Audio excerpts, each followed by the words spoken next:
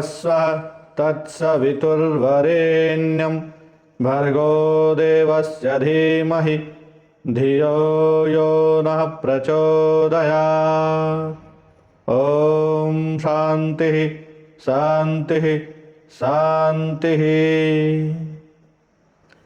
आज की इस पारिवारिक संस्कार पाठशाला में आप सभी का हार्दिक अभिनंदन और स्वागत है। हम सब मिलकर के एक ऐसे परिवारों की स्थापना करने जा रहे हैं जो परिवार नशे से मुक्त हो और सुखों से युक्त हो। नशा मुक्त अभियान के तहत हम गांव-गांव गली-गली ये प्रयास कर रहे हैं, क्योंकि व्यक्ति का प्रारंभिक जो सत्र होता है वो वहीं से प्रारंभ होता है जहां से उसकी बुद्धि सोचने और समझने लगती है।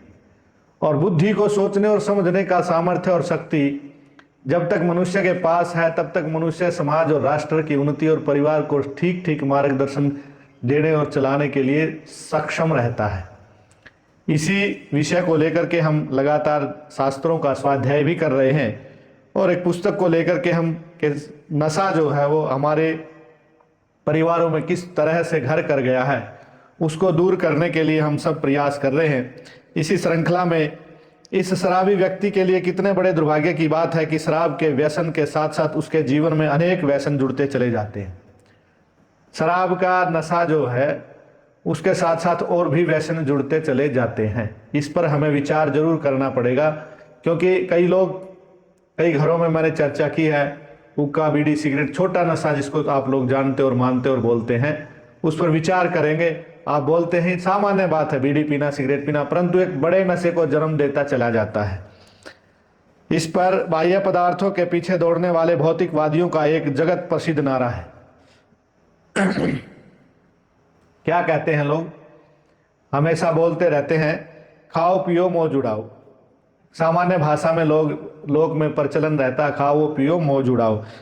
संसार के अध्यात्मवादियों के सैद्धांतिक पक्ष में भले ही मतभेद हो, परंतु भौतिकवादियों के इस नारे में कोई मतभेद नहीं है। ऐसा दृष्टिकोण रखने वाले संसार के प्रत्येक देश में कुछ न कुछ संख्या पाई जाती है। संसार में बहुत कुछ कम संख्या पाई मिलेगी। अब हम भौतिकवादियों के इस गुरु मंत्र की समीक्षा करेंगे। खाना जीवन का साध्य है या साधन? आपको ये विचार करना पड़ेगा। जो भोजन है, भोजन जीवन का साध्य है या साधन है, इस बात पर विवेचना करना आवश्यक है। क्यों आवश्यक है? मनुष्य एक मननशील प्राणी है, इस नाते उसे विचार करना ही होगा। जीवन का लक्ष्य केवल खाना नहीं है। इस बात पर हम सब विचार करेंगे। खाओ पियो मौज उड़ाओ का जो नारा लोक में प्रचलित है, उस पर आप चिंतन और मंथन करते जाएंगे तो आपको बात समझ में आएगी।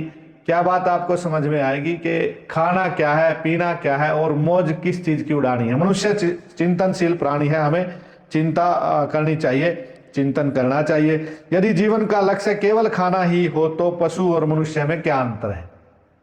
यदि खाना ही लक्ष्य मनुष्य का है तो खाना तो पशु भी करते हैं, तो इसलिए मनुष्य और पशु में कोई अंतर नहीं रह जाता। तो आगे क्या कह रहे हैं? योगी और भोगी। योगी और भोगी के जीवन में बस ये है एक बड़ा अंतर है, खाए बिना दोनों ही जीवित नहीं रह सकते हैं। योगी भी खाता है, भोगी भी खाता है, दोनों ही खाए बिना जीवित नहीं रह सकते। योगी परंतु भोगी खाने के जीवन का साधन समझता है। भोगी जो व्यक्ति है जीवन को खाने का साधन समझता है, उसी में रमण करता है, उसी में लगा रहता है। योगी खाते हैं कि जी सके और आत्मचिंतन और परमात्मा चिंतन कर सके। भोगी के लिए खाना और उसके जीवन का लक्ष्य है, वह जीता ही खाने के लिए है। फारसी कवि शेख वादी लिख रहे हैं।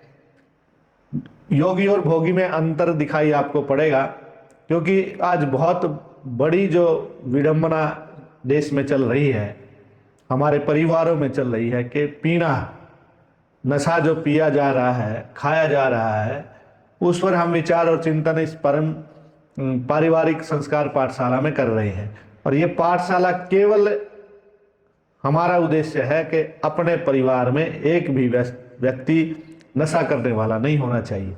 उसी विचार को लेकर के ये स्वाध्याय के क्रम में हम आपको बताना चाहते हैं कि हमारे परिवार कैसे थे और आज क्या हो गए हैं। आप खुद इस बात को समझ करके अपने परिवारों में लागू जरूर करेंगे। क्या शेखवादी ने कहा, खुर्दन बराए निस्तनो जिक्र करदन अस्त तू मौत किद की जिस तन, अज बहरे खुर्दन अस्त। ये उर्दू भाषा में लिखा हुआ। खाया इसलिए जाता है कि जिया जा सके। क्या कह रहे? खाया इसलिए जाता है कि जिया जा सके और ईश्वर का नाम लिया जा सके। एक बड़ी बात आपके बीच में आ गई है। जो व्यक्ति प्राणी जो खाता है उसको भगवान का नाम जरूर लेना चाहिए।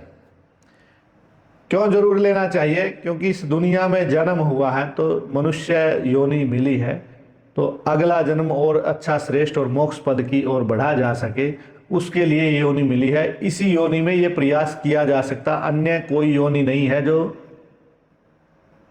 मोक्ष पद के लिए प्रयास कर सके। क्योंकि और जितनी भी योनियां मनुष्य योनि को छोड़ करके बच गई हैं वो केवल और केवल भोग योनियां हैं। उनमें जो भोग हमने भोगने हैं, जो पाप हमने किए हैं, उनको भोगा जा सकता। मनुष्य योनि दोनों कर सकती है, भोग तो भोगती ही है, परंतु जो कर्म है वो भी कर सकती है और आगे उस कर्मों के करते हुए अच्छे पद को प्राप्त कर सकती है। परंतु तूने तो इस बात को अपना लिया है कि जीना केवल खाने के लिए। आपने कुछ लोग देखे होंगे, कुछ लोग जीने के लिए खाते हैं कि हमें जीना है, और जीने के लिए कहते हैं ना कम खाओ और गम खाओ। ये सब की बस की बात नहीं है।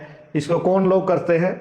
जो साधक लोग हैं, जो योगी लोग हैं, जो इस बात को समझते हैं कि हाँ हमें कम खाना और गम खाना चाहिए जिससे समाज, राष्ट्र, परिवार की उन्नति हो सके। आजकल तो परिवारों में आप देखेंगे इसी खाने के ऊपर ही झगड़ा हो जाता है। शास्त्र क्या कह रहे हैं? शास्त्र ये कह रहे हैं कि आपको खाने के लिए नहीं जीना, जीने के लिए खाना है। आपका जीवन यापन हो सके उतना खाना है। कुछ लोग खाने के लिए जी रहे हैं, देखा होगा आपने, बहुत पेट भर भर के खाते हैं। और हमारी संस्कृति इस बात को नहीं कहती। हमारी संस्कृति तो कहती है कम खाना चाहिए और गम भी खानी चाहिए। गम का मतलब क्या है? हमें एक दूसरे को सहन करना पड़ चाहिए, हमें एक दूसरे की सुननी चाहिए। और आप देखोगे परिवारों में इन बात को लेकर के बड़े बड़े झगड़े हो जाते हैं। किसी ने किसी माँ को बोल दिया, भाई को बोल दिया, पिता ने पुत्र को डांट दिया, तो पता नहीं कहाँ जा करके आत्महत्या कर लेते हैं। आत्महत्या करने तक की नौबत आ जाती है।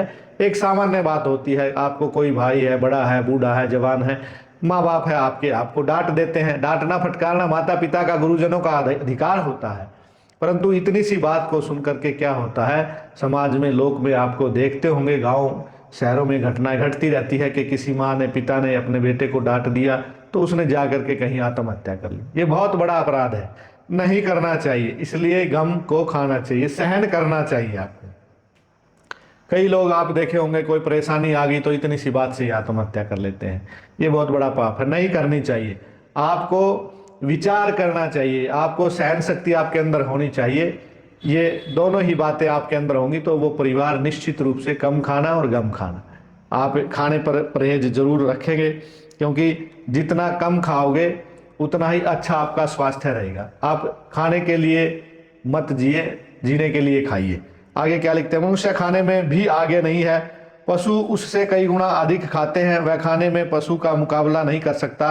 यदि खाने का अर्थ यही है कि मांसाहार किया जाए तो यह मनुष्यता के धर्म के विपरीत है। एक बात और आ गई है कि कुछ लोग मांसाहार करते हैं, उसको खाते हैं, तो मांस मनुष्य का भोजन नहीं है।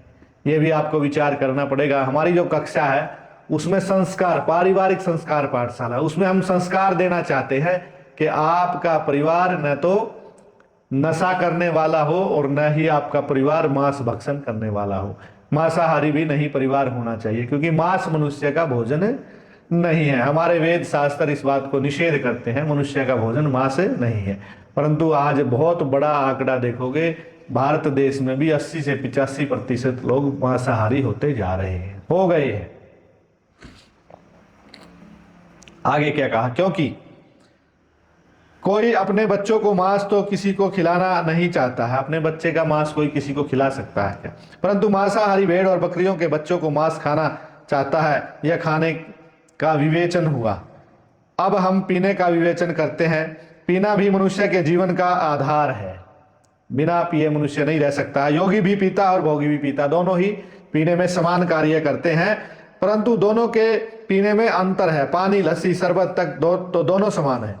पानी है, लस्सी है, शरबत है, दूध है, ये बहुत सारी चीजें पीने की हैं, दोनों ही समान पीते। परंतु भौतिकवादी के पीने का अभिप्राय है शराब।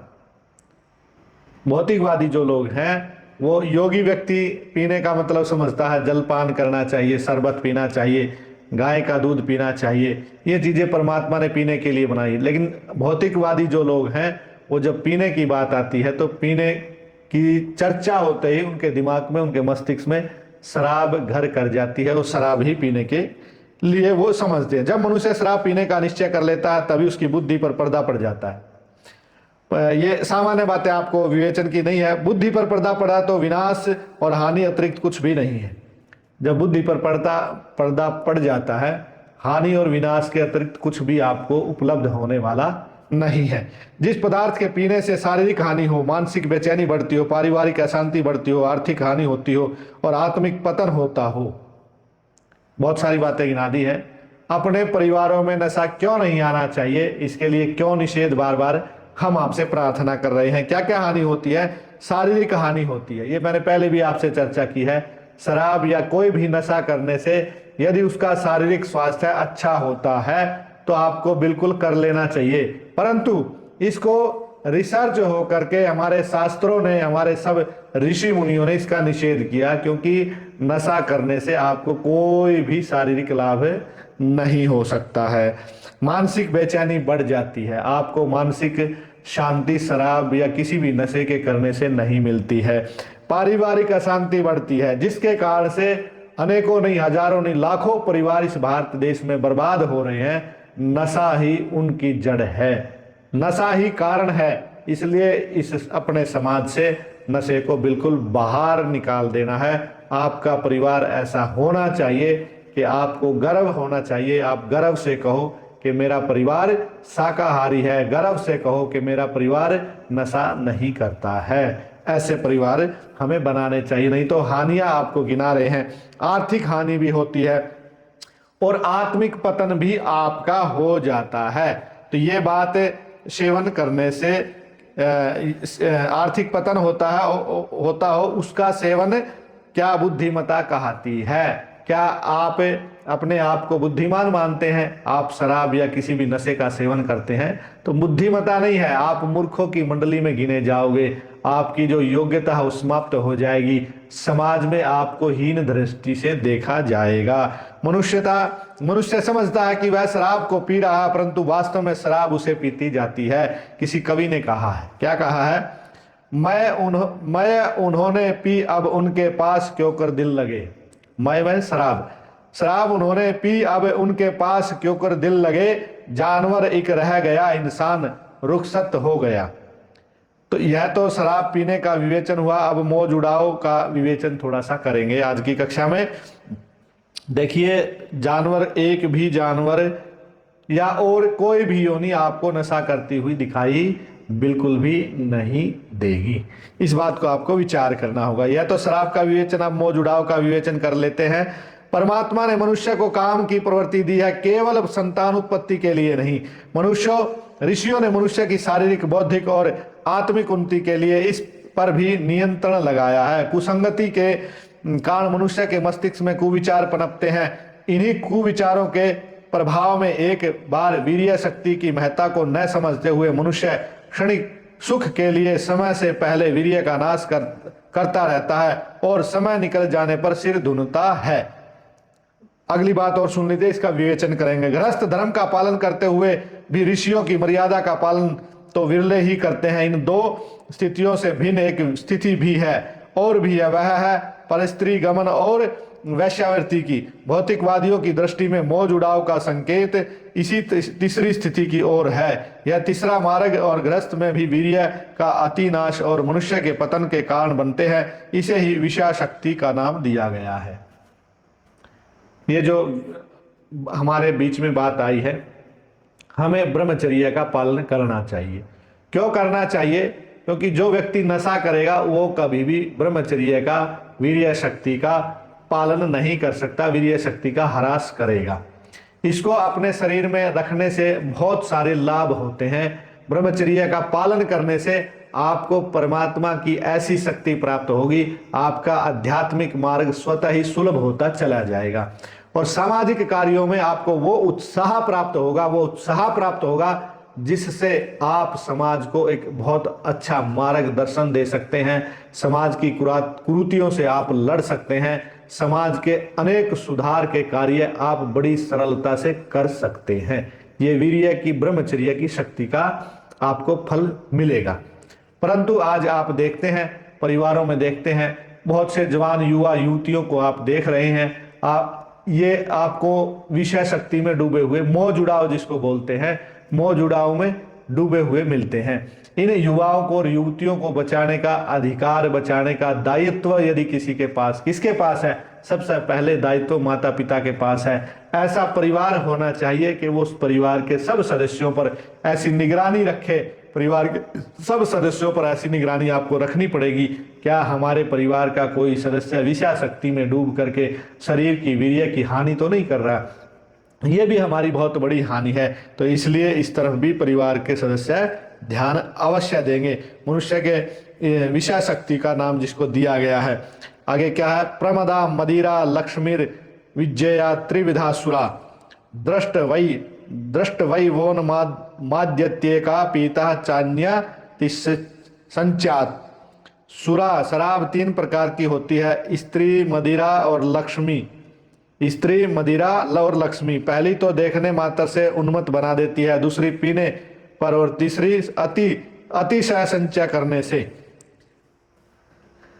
महात्मा बुद्ध ने धम्मपद में कहा है कि जो व्यक्ति पर स्त्री तथा मद्यपान करता है वह इसी लोक में अपनी जड़ खोदता है। ये सही बात है, आपको इस बात पर जरूर विचार करना होगा। ये दोनों ही ऐसी आदतें हैं जो मनुष्य को रसातल की ओर लेकर के जाती हैं, और दोनों ही आदतें आज समाज में बहुत गहराई तक घर कर गई है। यदि आपको परिवार बचाना है और परिवार में संस्कार बचाने हैं तो 2 बातें आपको जरूर करनी पड़ेगी। आपको परिवार में नशा नहीं घुसने देना है, और दूसरा, आपने परिवार में विषयाशक्ति नहीं घुसने देनी है। किसी भी प्रकार से परिवार के युवा युवती जवान लोग विषयाशक्ति में न जाए, जिससे उनका वीर्य पतन होकर के और शारीरिक हानि होती रहे। तो महात्मा बुद्ध ठीक लिखते हैं, आपको इन दोनों चीजों से परहेज रखना चाहिए। न स्वपेन जैनिंद्राम न कामेन जयत स्त्रियः नेन ध्यनेन जयेन्द्रिग्निम न पानेन सुराम जयेत। सोकर नींद को जीतने का प्रयत्न करें, सोकर नींद को जीतने का प्रयत्न करें, भोग द्वारा स्त्री को वश में करने का प्रयत्न न करें, ईंधन से आग बुझाने का काम न करें, और शराब पीकर शराब के दुर्व्यसन को शांत करने का प्रयत्न न करें। बहुत अच्छी बात कही गई है, सोकर नींद को जीतने का प्रयत्न न करें। आप नींद को सो करके नहीं जीत सकते। बहुत से लोग ऐसा मानते हैं कि नींद यदि ज्यादा ली जाए तो हम इसको जीत लेंगे। नहीं, नींद को जग करके ही जीता जा सकता है। और दूसरा कहा, भोग द्वारा स्त्री को वश में करने का प्रयत्न कभी ना करें। बहुत सारे लोगों की मानसिकता होती है कि मैं मेरी स्त्री को या मेरे किसी भी प्रकार के उसके संबंध है तो मैं उन संबंधों को बना करके मैं किसी भी स्त्री को खुश करूं भोग करके। ऐसे नहीं होता, उसको समझा करके और उसकी लाभ और हानि बता करके उससे जीता जा सकता है, उससे परे हटा जा सकता है, उस पर नियंत्रण किया जा सकता है। आगे क्या लिखते हैं, ईंधन से आग बुझाने का काम न करें। आप कोई भी ईंधन लेकर के उससे ही, जैसे आप आग लगी है और तेल डालोगे तो और भड़केगी, तो कोई ईंधन नहीं, पानी उस पर डाला जाएगा तो बुझ सकती है। और शराब पीकर आप शराब के दुर्व्यसन को शांत करते, कोई भी नशा करके आप उस नशे से आप सोचे कि मैं जैसे जैसे आज शराब पी है तो 2 बोतल 3 बोतल पीऊंगा तो कल पीने की इच्छा ही नहीं होगी, ऐसा मानना गलत है। कभी भी ऐसा नहीं हो सकता। मध्यपस्य कुतः सत्यम दया मांश्चिनः कुतः कामा कामिनश्च कुतो विद्या निर्धनस्य कुतः सुखम। ये श्लोक आपके बीच में मैं बता रहा हूँ। शराबी में सत्य, मांसाहारी में दया और कुमार्त कामार्त में विद्या और निर्धन को सुख कहाँ। ये बात सही कही है, शराबी कभी सत्य भाषण नहीं करेगा, झूठ बोलेगा, ये दोष उसके अंदर आने शुरू हो जाते। मांसाहारी में दया दिखाई नहीं पड़ेगी। आज आप देख रहे हैं इतने लड़ाई बखेड़े झगड़े फसाद मर्डर बहुत सारे दुर्घटनाएं होती हैं। तो इन दुर्घटनाओं को से बचने के लिए आप बहुत सारे कारण हैं। शराब जितने भी आप देखोगे, आपको किसी भी व्यक्ति ने किसी को मार दिया है तो वो शराब पी करके और मांस खा करके एक दूसरे की जान के दुश्मन बने हुए हैं। तो मांसाहारी दया कभी नहीं कर सकता। कामार्ता में विद्या, और कामार्त मनुष्य में कभी भी विद्या नहीं आ सकती है। क्यों नहीं आ सकती है? बहुत से आप देख रहे होंगे आज विद्या का प्रचलन भी बिगड़ चुका है। पहले विद्या का जो प्रचलन था, लड़के अलग पढ़ते थे, लड़कियां अलग पढ़ती थी।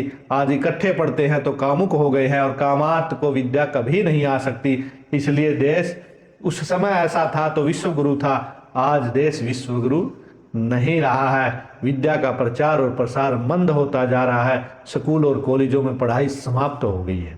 उसका केवल और केवल कारण हमारे शास्त्र बता रहे हैं, आपको विचार करना चाहिए। निर्धन को सुख कहाँ, और निर्धन व्यक्ति को सुख नहीं होता है। इसलिए आपको यत्न पूर्वक, पुरुषार्थ पूर्वक अपने सब काम करने चाहिए, और करते करते आगे बढ़ने की सोचनी चाहिए। नशा करोगे तो नीचे गिरते चले जाओगे। जरा सोचिए और समझिए, क्या आप शराब पीने जा रहे हैं? यदि हाँ तो थोड़ा रुकिए, जरा सोचिए और समझिए। हम आपसे कुछ प्रश्न कर रहे हैं, और कुछ प्रश्नों के माध्यम से वह कौन सी वस्तु है जो अकेली ही शरीर, बुद्धि और आत्मा का विनाश कर देती है? आपसे पूछा जा रहा है, वह कौन सी वस्तु है जो अकेली ही शरीर, बुद्धि का और आत्मा का विनाश कर देती है? वह कौन सी वस्तु है जो अनाचार और अपराधों की जननी है? मैं बहुत सारे प्रश्न आपसे कर रहा हूं, आप सुनकर अपने बुद्धि से विचार करेंगे, चिंतन करेंगे, मंथन करेंगे, क्योंकि मनुष्य मननशील होता है। इसलिए हम इस विचार को करते चले जाएंगे। वह कौन सी वस्तु है जो अकेली ही शरीर, बुद्धि और आत्मा का विनाश कर देती है? वह कौन सी वस्तु है जो अनाचार और अपराधों की जननी है? वह कौन सी वस्तु है जो पापों की जड़ है? वह कौन सी वस्तु है जो सुखी घर को नरक बना देती है? आपके परिवार को नरक बना देगी। और आगे क्या लिखा? वह कौन सी वस्तु है जो मनुष्य को दो पैर का पशु बना देती है? वह कौन सी वस्तु है जो चुल्लू भर पानी में राजा रंग को सबको डुबो देती है? वह कौन सी वस्तु है जो औषधि की भ्रांति में विष पी रहा है? वह कौन सी वस्तु है जो स्वास्थ्य की भ्रांति में बीमारी है? वह कौन सी वस्तु है जो निर्माण की भ्रांति में विनाश है? वह कौन सी वस्तु है जो वरदान की भ्रांति में अभिशाप है? और वह कौन सी वस्तु है जो प्रगति की भ्रांति में अवनति है? इन ढेर सारे प्रश्नों का यदि उत्तर है, वह भयानक वस्तु क्या है? शराब है, नशा है। नशा जैसे ही आपके शरीर के अंदर जाएगा, ये सारे प्रश्न खड़े हो जाएंगे। और इन प्रश्नों का एक ही उत्तर है, यदि आपको इन चीजों को जन्म देना है तो आप नशा कर रहे हैं तो नशा मत करिए, इन पापों से दूर हटना है। इन ढेर सारे प्रश्नों का उत्तर आपको बता दिया है। इसलिए तो हमारे धर्मशास्त्रों ने मदिरा पान को महापापों में से एक महापाप कहा है। एक बात विचारने की आ गई है। आप ये जो कक्षा है, ये जो मेरी वाणी है, आप बड़े प्यार और प्रेम से अपने परिवारों में इसको सुनेंगे। और जब सुनेंगे तो आज सरकार द्वारा भी ये प्रयत्न और प्रयास किया जा रहा है कि हरियाणा ड्रग्स फ्री होना चाहिए। हरियाणा ड्रग्स फ्री का मतलब नशा मुक्त हरियाणा होना चाहिए। परंतु मैं एक बात कहना चाहता हूँ, मैं एक बात बोलना चाहता हूँ कि जो शराब जैसा नशा भी आपको ड्रग्स फ्री में हरियाणा सरकार ने जोड़ा नहीं, जोड़ना चाहिए। शराब तो बहुत बड़ा नशा है, शास्त्रों में महापाप कहा है, और पाप मनुष्य को राक्षस बना देता है, समाज और राष्ट्र देश को नष्ट कर देता है, परलोक को बिगाड़ देता है। हमारे आने वाले जो जन्म हैं उनको भी ये नशा बर्बाद कर देता है। इसलिए आप अपने परिवार को इन चीजों से बचाओगे। नशे से आपको आपने अपने परिवार को अनिवार्य रूप से बचाना होगा। आप यदि इस चीज से नहीं बच पाए हैं तो निश्चित रूप से आपका परिवार नष्ट हो जाएगा। याद रखिए, किन्हीं पुण्यों के फलस्वरूप परमात्मा ने हमें यह नर्तन का सुंदर वरदान दिया है। अब यह हमारे हाथ में है कि इसे हम परमात्मा का मंदिर बनाए अथवा शैतान का घर बनाए। यह आपके अपने हाथ में है। आप अपने परिवार को बहुत अच्छा ईश्वर भक्ति का देवालय बना सकते हैं। यह आपके हाथ में है कि आप अपने परिवार को मदिरा का देवालय बना सकते हैं, राक्षसों का घर बना सकते हैं। सुरापान कौन करते हैं? राक्षस लोग करते हैं। क्या आपके परिवार में रहने वाले सभी लोग राक्षस हैं?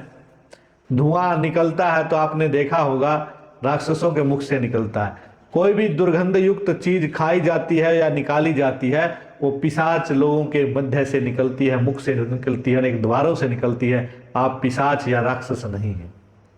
आपको ये सारी चीजें सुंदर, आप उस शराब आदि मादक पदार्थों से यह शैतान का घर बनता है और वैष्णव से दूर रहने से उपासना का मंदिर बन जाता है। यहूदियों में एक कहावत प्रचलित है, जहां शैतान नहीं जा सकता, जहां शैतान नहीं जा सकता वहां शराब को भेजा जा सकता है। इतिहास साक्षी है कि सुरा या दारू ने अनेकों राजाओं नवाबों के अपने वश में करके उनके राज्य नष्ट करवाए। बहुत सारे उदाहरण आएंगे, हम उनका स्वाध्याय करते चलेंगे, आपको सुनाई भी देंगे, आपको बताया भी जाएगा, सारी बातों से आपको परिचित करवाया जाएगा। जब मेरे भाई बड़े बड़े राजाओं के राज इस नशे के कारण समाप्त हो गए हैं तो आपके परिवार कैसे बच सकते हैं। इसलिए संकल्प लें, दृढ़ संकल्प लें कि अपने परिवार में नशे को बिल्कुल भी पग नहीं रखने दूंगा, बिल्कुल भी पैर नहीं रखने दूंगा, और बिल्कुल भी कोई व्यक्ति नशा करने या करवाने की यहाँ कोशिश करेगा उसको भी हम लोग घर में बिल्कुल एंट्री नहीं देंगे। ये आपको संकल्पित परिवार तैयार करना पड़ेगा, संकल्प युक्त घर बनाना पड़ेगा, तभी आपके परिवार बच सकते हैं। राजाओं के भी परिवार नष्ट हो गए हैं, अनेकों परिवार नष्ट हुए हैं, कितने ही घर उजड़ गए हैं, जमीन जायदादें बिकी हैं, लड़ाई झगड़े कलेश हुए हैं। अतः शरीर को शैतान का घर मत बनने दीजिए, शैतान का घर बनाकर परलोक को मत बिगाड़िए। परमात्मा ने हमें यह सुंदर मानव जीवन शरीर दिया है, इसे बिगाड़ने का हमें कोई भी अधिकार नहीं है। यह परमात्मा ने जिस कार्य के लिए दिया, आपको मोटरसाइकिल कोई देता है, आपके माता पिता देते हैं, तो उससे आप सफर तय कर सकते हैं, आप कहीं आना जाना कर सकते हैं। उसी मोटरसाइकिल से यदि आप ये कहें कि मैं खेत जोतूंगा, उसी मोटरसाइकिल से आप कहें कि नहीं मैं आसमान में पहाड़ों पे चढ़ूंगा, तो वो संभव सी बात नहीं लगती है। आप हानि को उठाते हुए उस काम को करोगे तो बहुत बड़ी हानि हो जाएगी। इसलिए सुंदर शरीर दिया है तो ये परमात्मा ने बिगाड़ने के लिए नहीं दिया, आपको ऐसा कोई अधिकार नहीं है। यदि याद रखिए, न कर बर्बाद अपनी जिंदगानी को ए बोतल के दीवाने, न कर बर्बाद अपनी जिंदगानी को ए बोतल के दीवाने, वही काटेगा बुढ़ापा जो बोएगा जवानी में। वही काटेगा बुढ़ापा, वही बुढ़ापे में काटेगा जो बोएगा जवानी में। बोतलों के बंद पानी में जो लोग मस्त हैं, जो बुढ़ापा में वही आएगा बुढ़ापे में जो आपने जवानी में बोया है। इस एक ये जो आपको सुनाया है श्लोक, इसमें क्या कह रहे हैं, न कर बर्बाद अपनी जिंदगानी को ए बोतल के दीवाने। बोतल के दीवानों, ध्यान से सुनो इस बात को, अपनी जवानी को, अपने जीवन को यूं ही मत बर्बाद करो, और साथ में परिवारों को भी मत बर्बाद करो। जो बोया है आपने बुढ़ापे में वही काटना पड़ेगा जो आप जवानी में बो रहे हैं। आप दुनिया में एक भी व्यक्ति ऐसा नहीं दिखा सकते कि जवानी भर उसने नशा किया और बुढ़ापे में हट्टा कट्टा मस्त स्वस्थ हो। ऐसा एक भी व्यक्ति दुनिया में आप नहीं दिखा सकते। इसलिए आप अपने बच्चों को, इसलिए आप अपने परिवार का भविष्य संवारिए, सुधारिए, सजाइए, और एक अच्छे राष्ट्र और अच्छे समाज का निर्माण यदि आपको करना है तो उसके लिए आपको सजग होना पड़ेगा। और सजगता के लिए आज हमारे बीच में इस कक्षा में स्वाध्याय करते हुए, शास्त्र को पढ़ते हुए दो बातें विशेष आ गई हैं। एक तो अपने परिवार को नशे से बचाना है, और दूसरा कार्य क्या करना है, संस्कारी संतान और संस्कारी परिवार यदि बनाना है तो उसके लिए दो काम करने पड़ेंगे। एक तो अपने परिवार में नशे को नहीं आने देना है, और दूसरा आपको अपने परिवार के सभी लोगों को संस्कार देने हैं ब्रह्मचर्य के। ब्रह्मचर्य का पालन करना चाहिए। यदि आप ब्रह्मचर्य का पालन करते हुए चलते हैं तो फिर आपके शरीर में, आपके परिवार में कोई भी रोग शोक नहीं आएगा। और यदि आप ब्रह्मचर्य का पालन नहीं करते हैं तो मेरे भाई, इस देश में पहले हॉस्पिटल नहीं होते थे, आज गली गली में हॉस्पिटल की आवश्यकता है, डॉक्टरों की आवश्यकता है। मनुष्य में कुछ बचा ही हुआ नहीं है। इसलिए आप लोगों को हॉस्पिटलों के चक्कर काटने से बचना है तो ब्रह्मचर्य का पालन करना पड़ेगा, और अपने आप को आगे बढ़ाना है, अपने परिवार को संस्कारी बनाना है तो नशे का निषेध करना पड़ेगा। ब्रह्मचर्य का पालन और नशे का निषेध यदि आप करते हैं तो निश्चित रूप से देवताओं जैसा शरीर और देवताओं जैसा परिवार आपका बनेगा। हमारा यही उद्देश्य है इस देश में कि ऐसे परिवार तैयार हो जाएं और फिर से इस देश में गो हत्या का जो कलंक हमारे देश में लगा है वो समाप्त हो जाएगा। फिर से इस देश में दूध की नदियां बहने लगेंगी और फिर से इस देश में एक दूसरे का मान और सम्मान बढ़ेगा और फिर से ये देश विश्व गुरु बनेगा। इन्हीं शब्दों के साथ मैं आज की इस कक्षा का समापन करते हुए आप सबका धन्यवाद करता हूं। संकल्प लेते जाइए। आप इस कक्षा को हमारे YouTube चैनल आचार्य योगेंद्र महाराज पर सुनते जाइए और उसके सब्सक्राइब करते जाइए। निश्चित रूप से ऐसे परिवार बनते जाएंगे और ये देश फिर से विश्व गुरु हो जाएगा। और इस विश्व गुरु की कल्पना जो आपके और मेरे मन में, चिंतन में, दिमाग में चली हुई है उसको निश्चित रूप से प्राप्त करेंगे। सिर्फ आपका सहयोग चाहिए, सिर्फ आपका मान और सम्मान, सब कुछ आप मेरा सहयोग करेंगे तो निश्चित रूप से ये सारा काम हम करेंगे। आइए आज की इस कक्षा को यहीं समाप्त करते हुए आप सबका बहुत बहुत धन्यवाद। ओम शांति शांति शांति।